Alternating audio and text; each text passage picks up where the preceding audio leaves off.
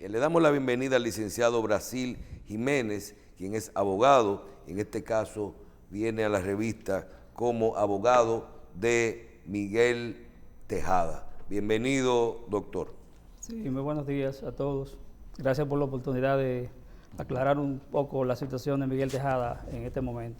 Bien, primero, doctor, háblenos un poquito de cuál es el caso en sí que tiene Miguel Tejada. ¿Cuál es la razón del problema? ¿Una deuda? Sí, se generó inicialmente con un crédito a favor del señor Isidro Veras. Eso surgió en mayo 2015 aproximadamente. Luego de eso, entonces, se le hicieron unos embargos con relación a ese crédito. O sea, hubo una demanda en cobro de peso por ese crédito, una deuda que realmente tenía el señor Miguel Tejada, hacía todos los años crédito, o sea, negocio con el señor Isidro Veras. Entonces, en primera instancia le fue tomado un defecto y a partir de ahí, cuando llegan para hacer la ejecución del embargo, por 470.150 pesos, es lo que dice la sentencia, realmente. Entonces, en primera instancia él no se pudo defender porque fue en defecto, que le tomaron en primera instancia él no tuvo abogado, no se defendió. Entonces, cuando le notifican mandamiento de pago, o sea, para hacer la ejecución ya a los bienes muebles de su casa, entonces cuando Miguel se entera de que tiene una situación con el señor Isidro Vera. A partir de ahí, entonces, ya el nuevo acreedor de él, resulta que es el señor Henry Soto, que es la persona que al día de hoy lo mantiene en prisión por una sentencia que obtuvo de la Suprema Corte de Justicia. O sea, el crédito que era el señor Isidro Vera, ahora resulta que está en manos del señor Henry Soto. Nosotros pudimos, ninguna de las sentencias que existen en contra de Miguel Tejada, hemos visto que ni se haya novado el crédito, ni la familia del señor Isidro Vera lo haya apoderado. En principio sí, cuando van a hacer la ejecución y inician el procedimiento del cobro de peso, el abogado lo hace a nombre de la familia del señor Isidro Vera, y el embargo que se realizó al apartamento del señor Miguel Tejada también fue como a nombre de los continuadores jurídicos. A partir de ahí se generan unos cheques que le han sido emitidos antes de hacer la ejecución del embargo. O sea, el señor Henry Soto, a partir del 15 de marzo, 30 de marzo y el 4 de mayo del año 2017, obtiene por parte de Miguel Tejada cheques de 900.000 pesos, 1.884.000 pesos y un cheque de 3.600.000 pesos. Todos esos cheques, la deuda de 400 y pico de mil pesos cuando cambió de mano ya se convierte en una deuda de casi 5 millones de pesos. No, si sumamos los 4 créditos que tiene el señor Henry, los 4 cheques que le dio Futurista, eso asciende más o menos a 15 millones de pesos, 15.900.000 y pico de pesos. ¿Y por qué una deuda de 400.000 pesos, 470.000 pesos sube a 15 millones de pesos? Bueno, eso era lo que en principio nosotros nos preguntábamos, porque realmente al realizarse un embargo ejecutivo, porque posteriormente el 12 de mayo del año 2017, Miguel Tejada es embargado en su casa y le llevaron todo el mobiliario. O sea, entendemos que los muebles que tenía Miguel Tejada en su casa pudieran perfectamente haber pagado ese crédito. Que él, no, como le decía en principio, no se defendió porque fue en defecto ese crédito que en primera instancia él no tuvo la oportunidad de tener un abogado, sino que sorpresivamente llegan al proceso y posteriormente entonces le cobran el crédito y ahora el crédito está en manos del abogado que era quien llevaba las acciones por parte del señor Isidro Vera. ¿Y por qué se juzgó en ausencia? ¿Él no lo citaron debidamente?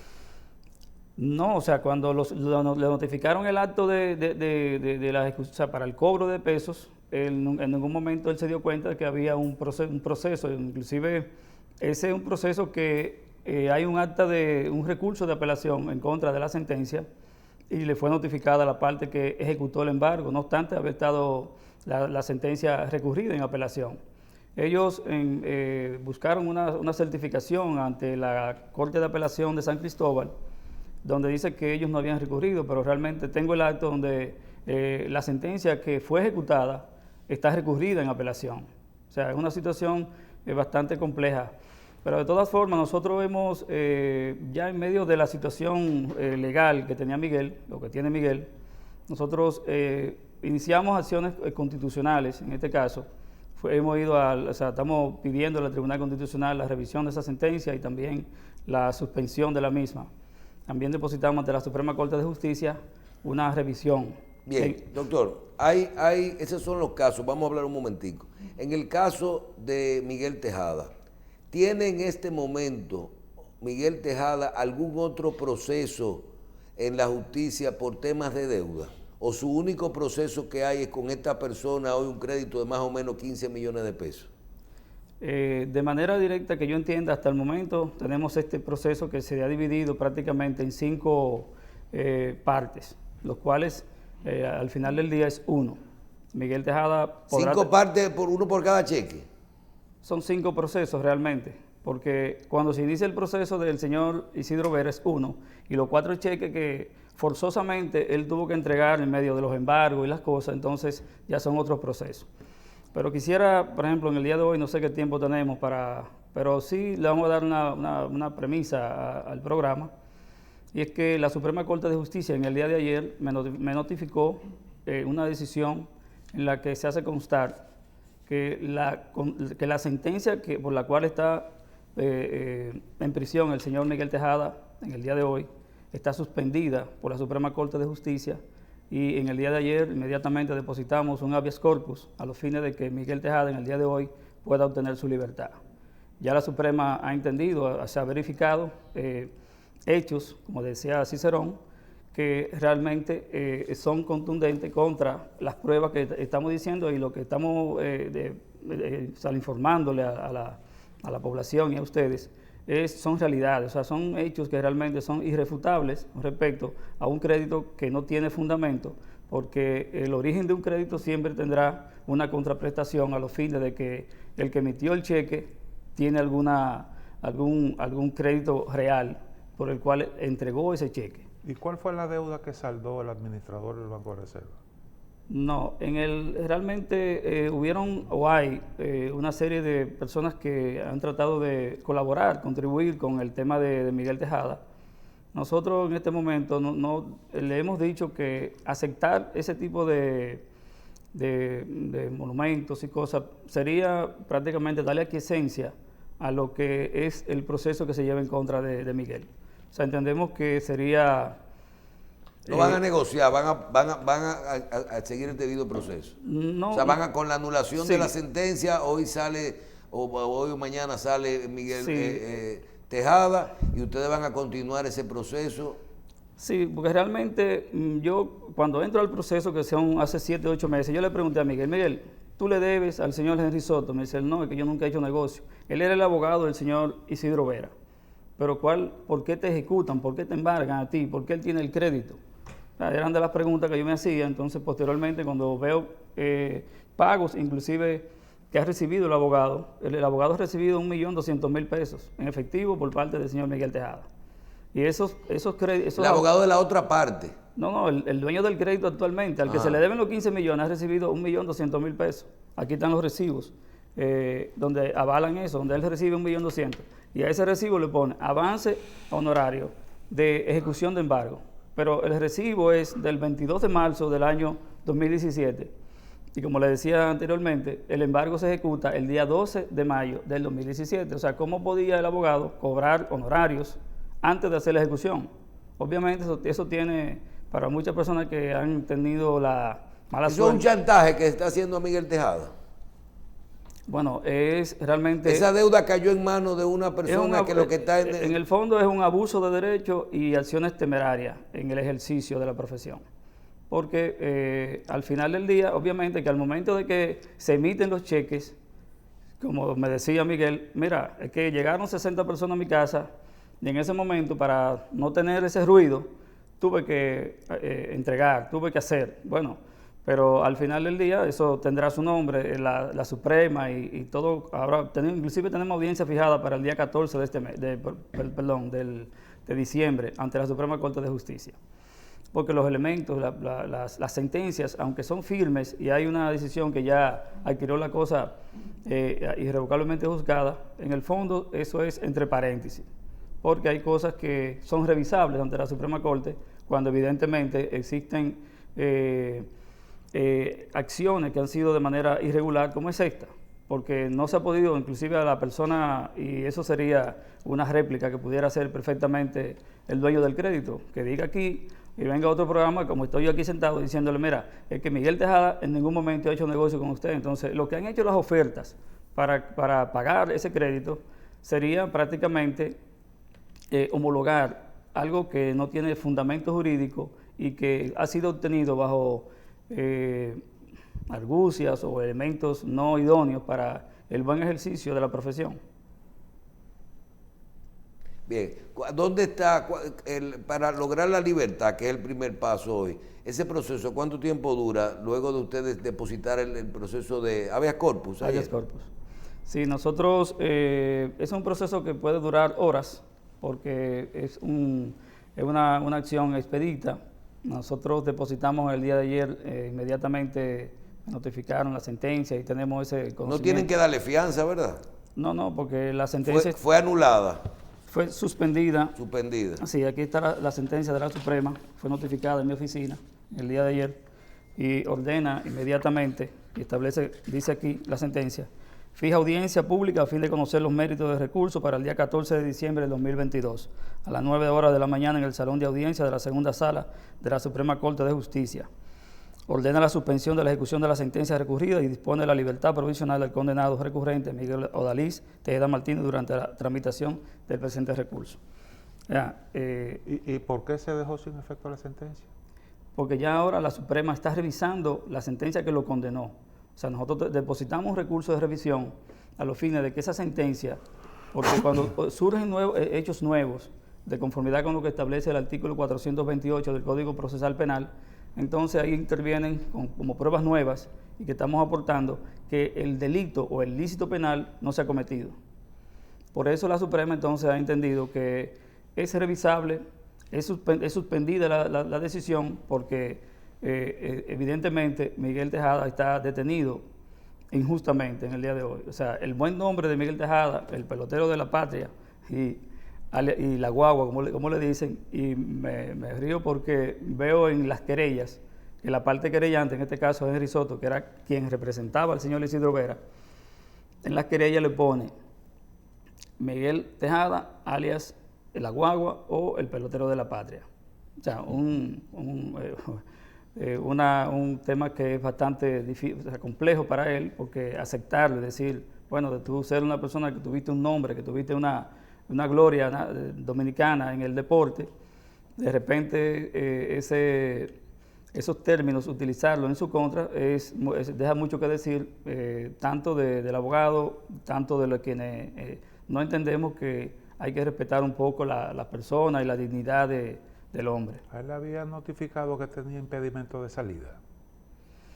Bueno, conforme nosotros, hasta el día de hoy, no había sido notificado. Sí, no, y parece que tenía orden de prisión también, porque él había viajado automáticamente del aeropuerto cayó preso.